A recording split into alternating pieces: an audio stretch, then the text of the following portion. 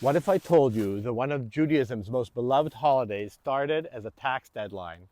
Let me tell you the fascinating story of Tu Bishvat, how it transformed from an obscure administrative date into a celebration of nature that helped shape a nation.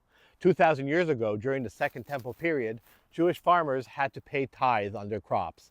They needed different New Years for different types of produce, and there was a debate over when the tree tax year should begin. The House of Shammai said the first of Shevat. The House of Hillel said the 15th. In the end, it was Hillel's opinion that won out, so we call it Tu Bishvat. Tu represents the Hebrew letters for 15. But after the temple was destroyed in 70 CE, these tax dates became irrelevant. That could have been the end of Tu Bishvat, but instead it was just the beginning. Enter Rabbi Isaac Luria, the Ari. In 1570, he arrived in Safed, and in just 2 years before dying in a plague, he completely revolutionized Judaism. The Ari claimed he could interpret dreams, see souls leaving their bodies, and even speak with biblical figures in the afterlife. But his most influential teaching? A cosmic accident. According to the Ari, when God created the world, something went wrong. Divine light, too powerful to be contained, shattered the vessels meant to hold it.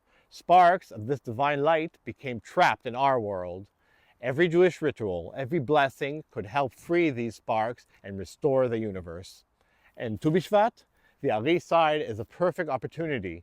Eating fruit with the right intentions could help release these divine sparks. His followers began celebrating with elaborate fruit feasts. Then, in the 1600s, Tu Bishvat took an unexpected turn. A charismatic figure named Shabtai Tzvi proclaimed himself the Messiah. His followers called him the Tree of Life and created a special Tu Bishvat Seder with 30 fruits, 4 cups of wine, and mystical readings.